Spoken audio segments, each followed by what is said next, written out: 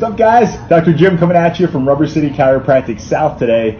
And I got a good one for you for the group of muscles that's just under the base of the skull line. They're called the sub-occipital muscles. I want to show you what they're responsible for and where they're located. Okay, we're looking at here is the back of the head just under the skull line. And as you can see here, we have muscles that run up and down, left and right, on a 45-degree angle, and then we have a mishmash of those going at the center part of the base of the skull.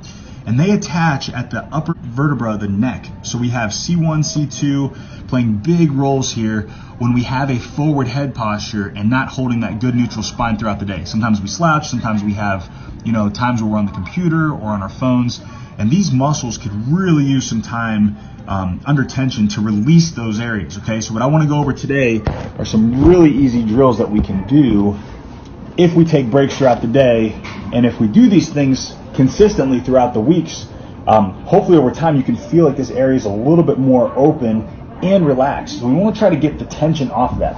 One of the leading contributors of neck pain these days is forward head posture, and one of those leading contributors are the iPads, the cell phones, and the laptops. So if we can, take time throughout the day and do some of these drills, I think they'll help you guys. So what we're going to do here is we're going to take a lacrosse ball and we're going to put it under the base of that skull, and we're going to work into the yes and no motions to try to free those up. Start on the left side, don't go directly over the spine. We'll work over there and then flip to the other side. So you choose which side you want to start with first. I did bring a yoga block to the ground, just going to help a little bit more getting some of that pressure onto those areas that we're looking for, okay? So what we do is we take the ball. I would start with it right under the skull line, kind of like that. And we're going to tuck the chin. And now we're just going to turn the head a little bit towards the side. So I have the ball in my left sub-occipital muscles, and I'm just going to tuck the chin, and I'm just going to start to enter some breath in and out, okay? So we're going to take a big breath in, and all the way out. Start to establish some calmness, because on a lot of folks, these areas can get really, really sensitive. So for the first minute or so, just enter the breath. You really don't got to move a whole lot. But let's say we fast forward, okay, for the sake of the video. I want you to start to go through what would be the motion of saying no. So you're rotating left and right, and just letting the weight of your head sinking into the ball and letting the ball kind of sink into those really tight muscles up there, okay? So we're scrubbing back and forth here for about a minute or two, okay? When we focused in on the shoulder blade videos a while back, you guys remember that once you've kind of cleared an area, go ahead and move up or down to try to find the next spot that might need some attention, okay? So that rule still applies. So we hang out here for about a minute or two, okay? And then we can kind of go through, reset the ball, and let's go through yes motions, okay? So just chin down, and then chin back to neutral or up. I can't go any further there, but I can surely explore motions up and down that way. And then you can turn the nose a little bit towards the side, new muscle group, and once again go up and down through the yes motion. Turn the head a little bit further and see what that gives you, okay?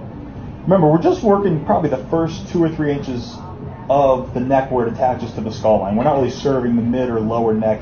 You might get some benefits down there from this, but we're just targeting the sub-occipital muscles, okay? After you've cleared that, go ahead and explore the other side. But if you kind of like to do what I do, we take a break in the middle and let's explore range of motion that typically feels restricted after sitting a long time, okay? So we'll go through the yes motion, and I'll tell you right now, my left side that I just worked on feels warm and loose. It feels like there's some blood flow returning to that area, and the muscles feel very, very open. If I add rotation, I feel like I could go for days. If I look this way, well, obviously this side hasn't been worked on. It feels restricted. So whenever I finish the video here, I'll probably finish the other side too. That way we can stay even for the rest of the day. So your goal here is to work through about a minute or two in the no motion on the one side, and then a minute or two of the yes motion on that same side. Then you got the same amount of work to do on the other side. So we're looking at about an 8-minute mission, so 4 minutes per side, okay?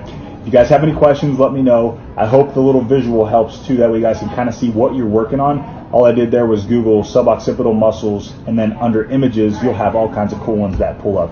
Don't worry about the fancy names and stuff. Just kind of know their actions. And so if you follow the yes motion and the no motion, should cover everything. Just lacrosse ball, yoga block, you and the floor. Hope everybody has a great day. Reach out if you need anything. Other than that, I got to head back to work. Dr. Jim, signing off. See you guys.